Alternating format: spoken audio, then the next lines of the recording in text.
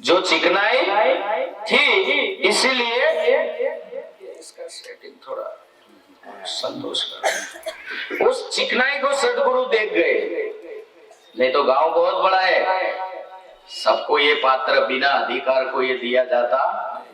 जो इस संत समाज में है उसमें कुछ चिकनाई सदगुरु को दिखाई दी कि ये पकड़ेगा तो छोड़ेगा, इसलिए वो आपको संसार जगत से उठा के पटक पटक के रोंद रोंद के ऐसा रोंदते पाँव में एक रस कर देते, आपका आकार तोड़ देते हैं और विकार तोड़ देते। ऐसा रोंदते हैं कि उसका सारा आवरण भंग हो जाए।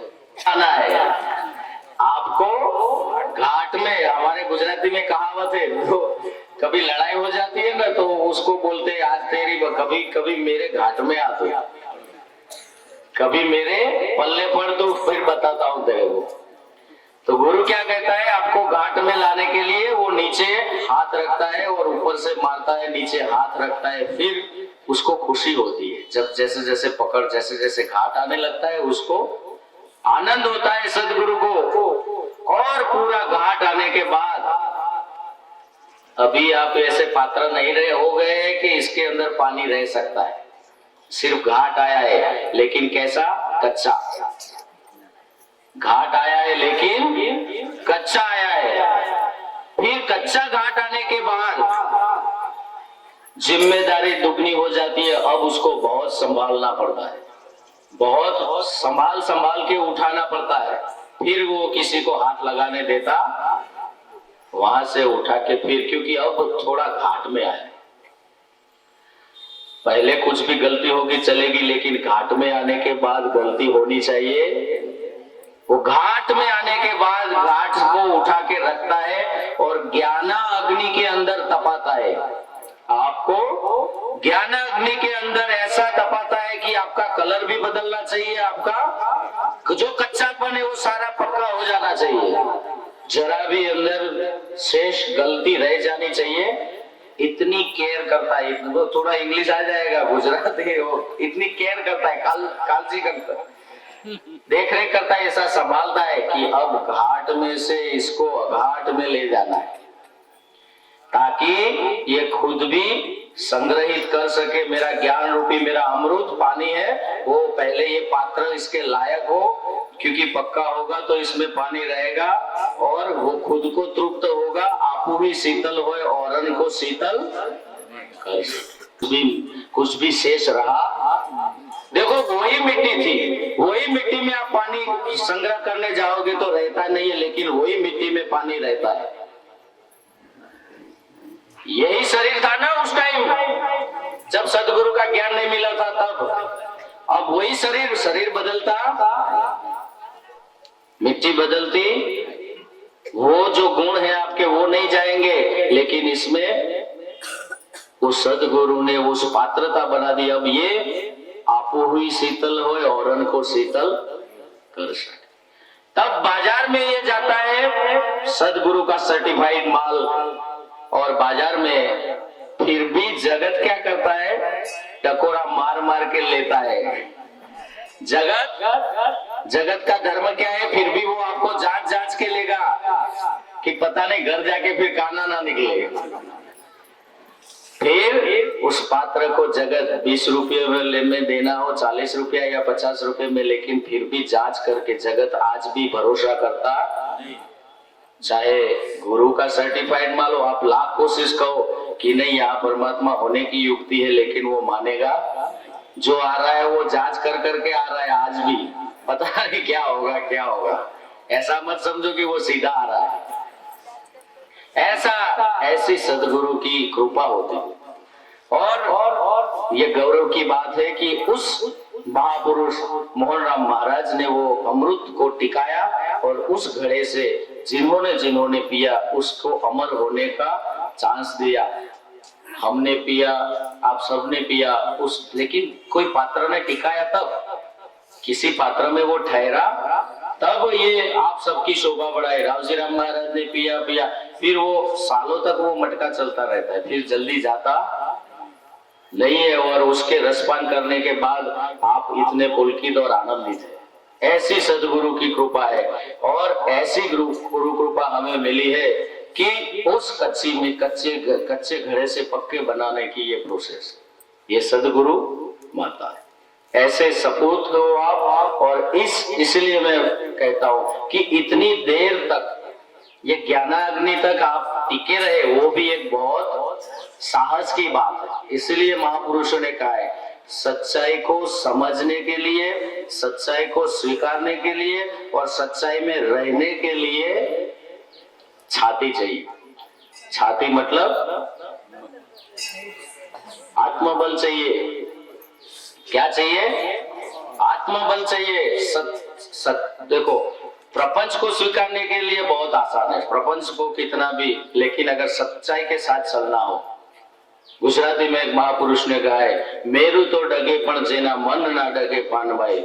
उन्होंने क्या कहा है? जब जो सच्चाई को चाल लेता है उसका मन कैसा हो जाता है? मेरू यानी पहाड़ अगर डुल जाए तो डुल जाए, उसका मन डुलता।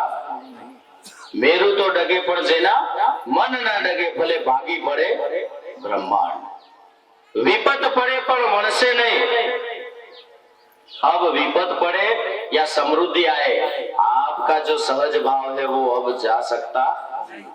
ऐसे सदगुरु, ऐसे करी गुरुदेव दया, मेरा भव का बंधन तोड़ दिया। भव से ये घाट में आया, अभी भी बहुत अघाट में है, पूरी भूमि पड़ी हुई है अघाट की। घाट में बहुत इतने कम लोग आए हो।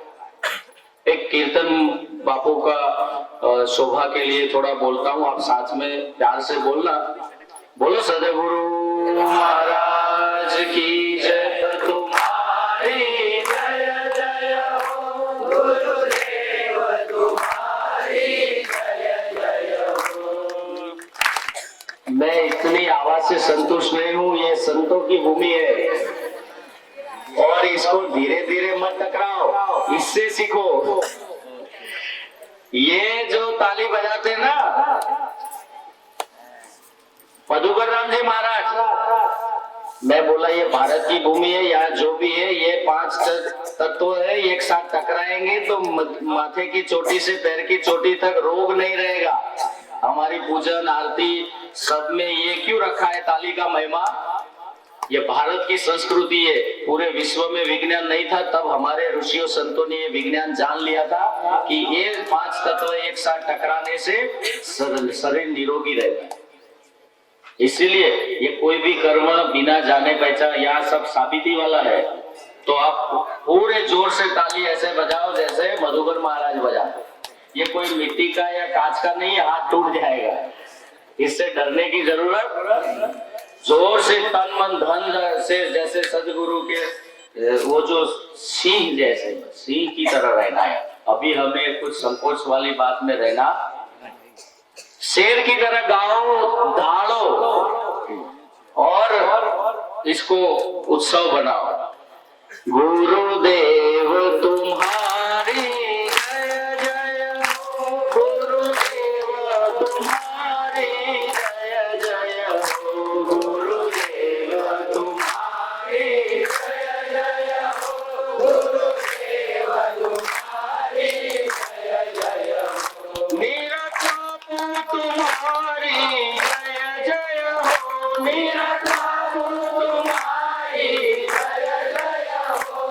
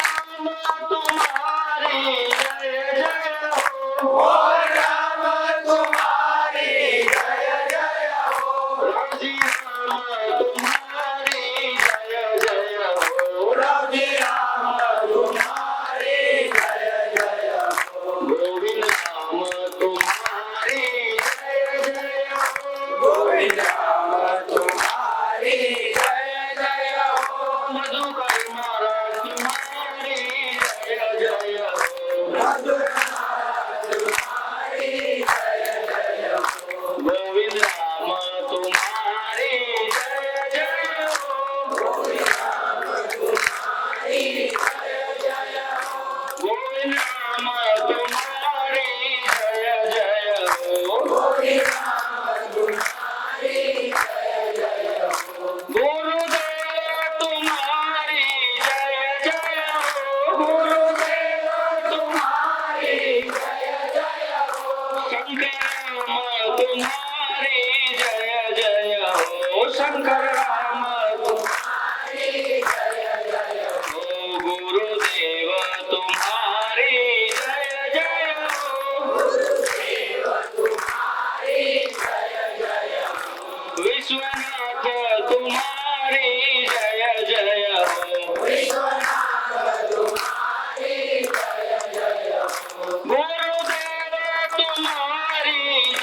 जय हो। गुरुदेव तुम्हारी जय जय हो। गुरुदेव तुम्हारी जय जय हो। गुरुदेव तुम्हारी जय जय हो। गुरुदेव तुम्हारी जय जय हो। बोलो सद्गुरु। असीम पद में सिर्फ पहले ही चरण में, अगर आप पहले ही चरण में जो देते हो उसी से सीधे उससे पार चले जाओ। सेम शीश तो बाद में देते हो, तन देने से ही ब्रह्मांड से बाहर छलांग लग जाती। तो कहने का मतलब ये सीमित नहीं है कि सिर्फ हिंदुओं को इसने जाना है, सच्चाई कोई भी जान सकता है। इसीलिए शास्त्रों में कहा है न त्वम विप्रादिको वर्णाश्रमी न अक्ष गोचरम। तुम्हें जो मैं जो बात कर रहा हूं और जो तुम्हें जो सच्चाई बता रहा हूं वो असीम है, सीमित न त्वम विप्रादिको वर्णाश्रमी। कोई वर्ण आश्रम या कोई आश्रम में बैठने वाला या कोई सन्यासी या कोई त्यागी ही इसको जान सकता है, ऐसा नहीं है। ये कोई वर्ण संप्रदाय वाला या ये नियम करने वाला ही जान सकता है, ऐसा सदगुरु का ज्ञान न त्वम विप्रादिको वर्णाश्रमी। कोई वर्ण संप्रदाय वाला ही इसका अधिकारी है, ऐसी बात बोलो। आपको घर बैठे जैसे के तैसे किसी भी जाति के हो, आपको सदगुरु ने वो ज्ञान दे दिया कि नहीं? ये बच्चा है या बूढ़ा है, ये अधिकारी होना चाहिए, पात्रता होना चाहिए। कोई वर्ण संप्रदाय या ध्यान योग या वो दाढ़ी बनाने वाला या कपड़े रंगने वाला ये ज्ञानी हो सकता है, ऐसी बात सदगुरु के देश में न त्वम विप्रादिको वर्णाश्रमी न अक्ष गोत्रम। कोई गोत्र वाला हो, कोई ब्राह्मण ही हो या कोई उच्च कुल का हो, वही जान सकता है, ऐसा भी वेद निराद बापू ने रखा। ना तो विप्रादिको वर्णाश्रमी ना अक्ष गोचरम असंगो असी निराकारो। तू असंग है, तेरा कोई संगी साथी नहीं, किसी से तेरा लगाव। असंगो असी निराकारो विश्व साक्षी। तू साक्षी का भी साक्षी है, ऐसा जानकर सुखी भव। इतना जानने से ही सुखी हो सकते हो, और कोई बात से ये सुखी होने की संभावना, परम ज्ञान की उपलब्धि यही है। न तुम विप्रादिको। कोई वर्ण संप्रदाय वाला ही जान सकता है, ऐसा नहीं। इसीलिए बार बार कह रहा हूं कि महाराज ने कितना अभेद ज्ञान हमें दिया है, और इस नई प्रणालिका को कितना मतलब घेर घार के, कितनी लगन और कितनी मेहनत से इस उपदेश विधि को बनाया होगा, कितनी लगन से, कितने भाव से इसमें ये जो नियम और शिस्त रखी होगी कि इसमें कोई खामी कोई निकाल नहीं सकता पूरे भारत या भारत के पर भी जो धर्म। दूसरों ने बहुत गलती की, बौद्ध भटके कि नहीं, महावीर भटके, यीशु ख्रिस्त भटके। ये अनलग बोलने वाला सदैव लाभ ले सकता था, अपनी एवरेज 100 साल तक लोग आनंद करते हैं। गलती करने वाला फंसता है। ज्ञान सही है, लेकिन अगर विवेक नहीं है, वचन में नहीं है, तो यही ज्ञान उपाधि रूप इतना अमूल्य है। जो इतिहास में भगवान बन गए ना, पर उन्होंने वचन को उल्लंघन, विपत पड़े पण वणसे नहीं। परीक्षाएं बहुत आई, कठिनाई बहुत आई, भक्ति टकाना आसान बात। तो आप दृढ़ रहो, विश्वास रखो, ज्ञान इतना अमूल्य और मूल्यवान है, जरा इसमें कोई कमी और कुछ जानने की जरूरत भी एक छोटा सा सूत्र नारद भक्ति सूत्र का बोल के मेरी वाणी को विराम देता हूँ। लंबा हो चला मैं एक भक्ति सूत्र देखो, ये उपलब्धि होने के बाद क्या होता है, किंचित कृत्यम न पश्यन्ति। नारद जी ने भक्ति सूत्र में लिखा है, अगर सही ज्ञान हो गया, सही प्राप्त हो गया तो किंचित कृत्यम, कुछ भी शेष करने की इच्छा होती उसको प्राप्त करने का। क्योंकि जो बाद में पता चला कि जिसको प्राप्त करना था वो तो मिला ही हुआ, ये तो गुरु ने यूं घुमा घुमा के ठहरा दिया। बाहर से कुछ मिला, अब वो मिला ही हुआ था, उसको ही जान लिया। जैसे वो अंधेरे में रस्सी में सांप भासता है, तो क्या वो सांप को हटाने के लिए क्या करना पड़ेगा? क्या करना पड़ेगा? अंधेरे में रस्सी में लाइट जलाना पड़ेगा। हाँ, सिर्फ टॉर्च करने से वो सांप भाग जाता था। सांप था ही नहीं, अंधेरे में वो भास रहा था। सिर्फ टॉर्च जला दी सदगुरु ने और प्रमाण दे दिया, जिससे तू डर रहा था, जिसको तू सांप मान रहा था, वो सांप वो रस्सी है, देख ले तू मेरी टॉर्च से। ये ज्ञान प्रकाश दे दिया। अब एक बार ही प्रमाण देना पड़ता है, बार बार प्रमाण तू क्या है, वो रस्सी क्या है, एक बार। फिर वो हर रोज वहां जाके टॉर्च की जरूरत या वहां से कूद के जाने की जरूरत, फिर तो ऊपर होके चले जाओगे। इतनी निर्भयता है। तो कहने का मतलब नारद भक्ति सूत्र में महाराज ने किंचित कृत्यम, अब कुछ करने की जरूरत। और ये शब्द का अर्थ लेना बहुत मुश्किल है, लक्ष्य लेना इशारा। किंचित कृत्यम न पश्यन्ति का लोग अर्थ क्या करते हैं, अब कुछ काम धाम नहीं करना है, महात्मा हो गए, भागो, संन्यास ले लो, संसार क्षण भंगुर है, माया है सब, इससे भागो। भागना नहीं है, सब कर्म करते हुए भी अकर्ता हो आप, न करतासी न भोगतासी। किसी का कर्म छूटा नहीं, किसी का कर्म छूटा, कवरेज में रहते हो ना, सारे कर्म करते हुए भी अकर्ता हो, न करतासी न भोगतासी, मुक्त एवासी सर्व। बोलो श्री सद्गुरु।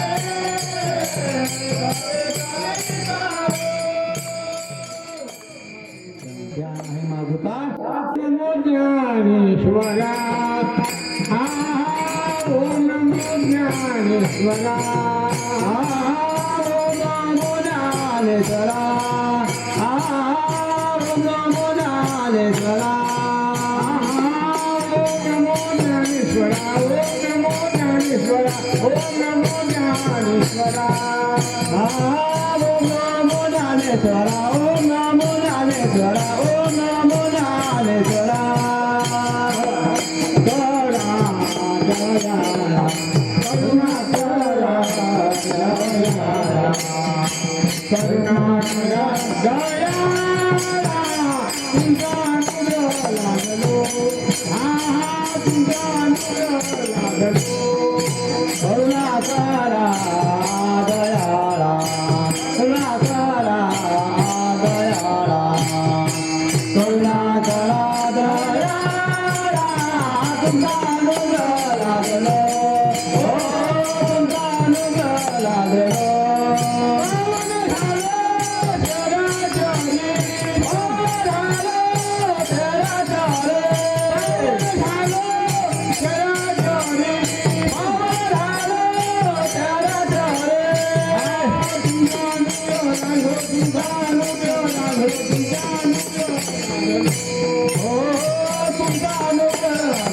चिंता नो ग राधनो चिंता नो ग